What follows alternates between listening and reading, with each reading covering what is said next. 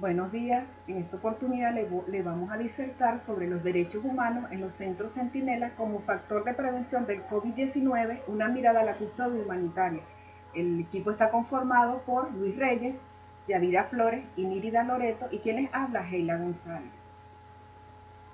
El Estado venezolano debe garantizar el acceso a la seguridad social de los ciudadanos. En este sentido, debe estar incluida la prestación por enfermedad, bajas parentales y asistencia médica de todas las personas que no puedan acceder a su trabajo debido a la protección del COVID-19.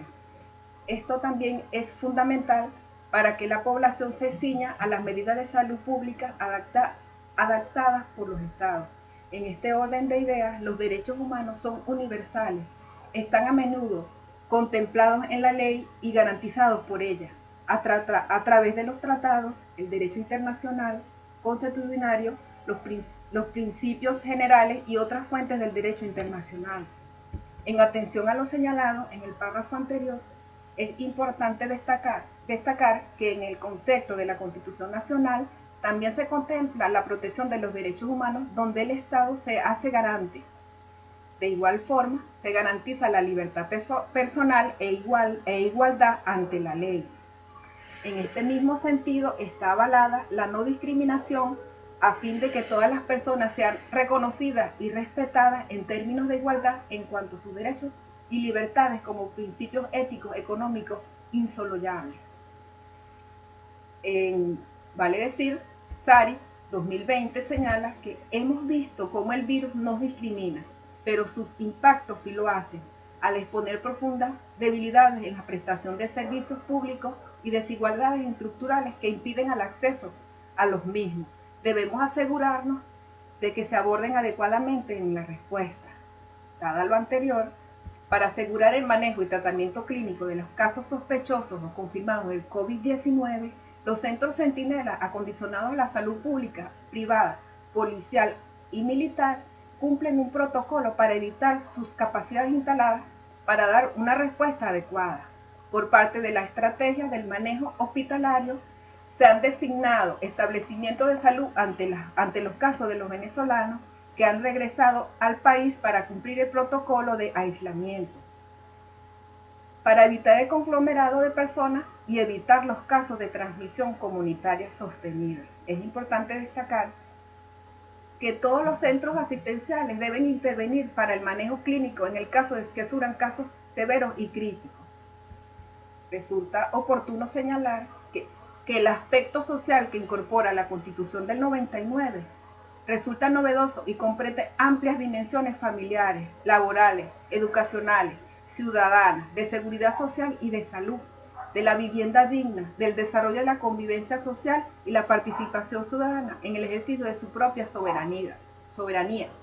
Aunado a esta consideración, resulta significativo enfatizar el alcance y desarrollo que ha tenido el marco regulatorio venezolano, catalogado como de avanzada y de dignificante de la condición humana en ese proceso de rescatar el contenido de lo humano y de aspectos sociales fundamentales.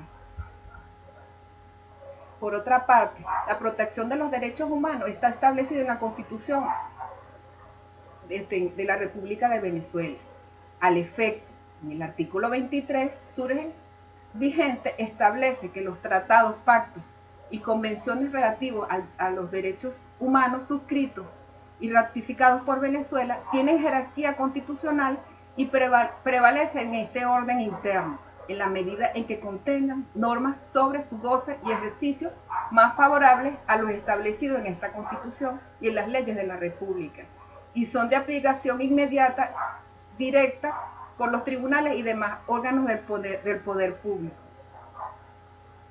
A diferencia de los otros países latinoamericanos, por lo menos en el plano de lo que se asienta en la norma, Venezuela se enarbola con un cuerpo normativo espléndido en su contenido, tal como lo reseña la Constitución en el título 1, donde los principios fundamentales en el artículo 2 establece cuyos valores supremos del Estado venezolano destacan la justicia, la igualdad, la solidaridad, la democracia, la responsabilidad social y en general la preeminencia de los derechos humanos, la ética y el pluralismo político.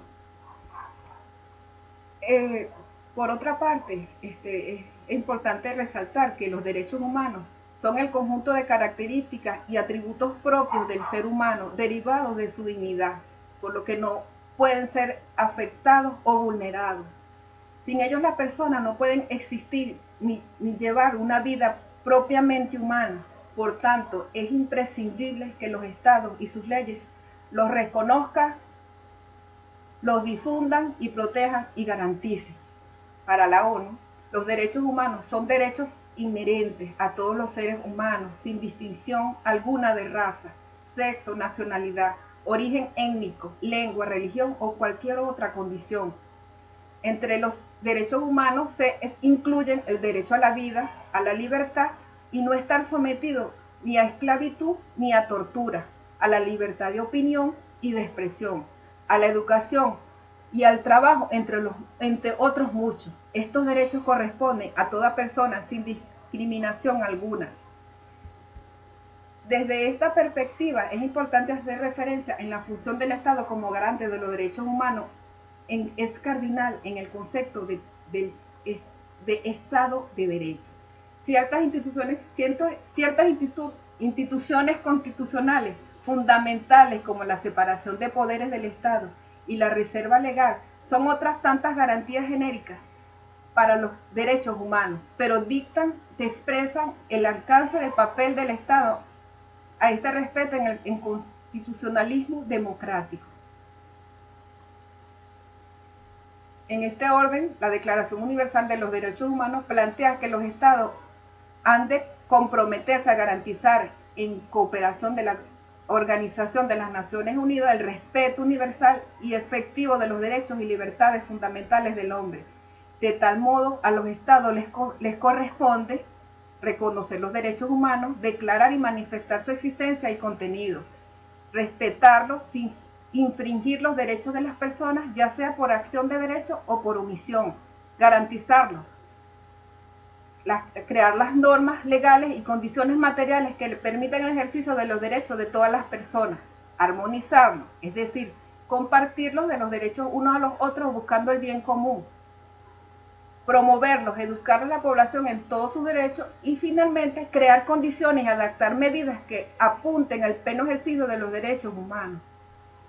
Finalmente tenemos que, dadas las consideraciones que señalamos anteriormente, se ha considerado que los estados de emergencia, alarma, excepción y sitio vienen a contemplar tres supuestos que afectan la normalidad de los seres públicos que conforman el Estado. El primero de ellos afecta el orden social y la base social de la unidad pública. El segundo afectaría a esta su organización interior como sujeto político soberano y el último de ellos dignificaría a la unidad política como sujeto político independiente. Por otra parte, una de las intervenciones más importantes y eficaces en la respuesta a la salud pública ante cualquier evento es comunicar de manera proactiva lo que se sabe, lo que aún es incierto y lo que se está haciendo para tener más información con el objeto de salvar vidas, reducir al mínimo las consecuencias adversas. Dentro de los objetos principales de la comunicación de riesgo está generar confianza entre la población y mantenerla a través de una comunicación y participación bidireccional, continuada, que aborde periódicamente los malentendidos, la desinformación, los rumores y las preguntas frecuentes. Además, alentar a las personas que aporten comportamientos protectores, gestionar las expectativas y comunicar los elementos de incertidumbre. Las manifestaciones son un medio de expresión de desacuerdo, al que deberían responderse con un diálogo constructivo y participativo en busca de soluciones a la crisis social, económica y política del país ante la crisis existente. Cabe recordar que no es suficiente que con los derechos humanos estén definidos, los derechos que están definidos en la Constitución. Lo más importante es que los ciudadanos y ciudadanas puedan ejercerlos y para ello cada persona tiene que conocerlos, vigilar que se cumplan y defenderlos. En síntesis, todos los derechos humanos, sean estos los derechos civiles y políticos como el derecho a la vida, la igualdad ante la ley y la libertad de expresión, son derechos económicos y sociales culturales, como el derecho al trabajo, la seguridad social y la educación, o los derechos colectivos, como los derechos al desarrollo a la libre determinación, todos los derechos individuales, interrelacionados e interdependientes. El avance de una facilita al avance de los demás. De la misma manera, la privación de un derecho afecta negativamente a los demás. Muchas gracias por su atención.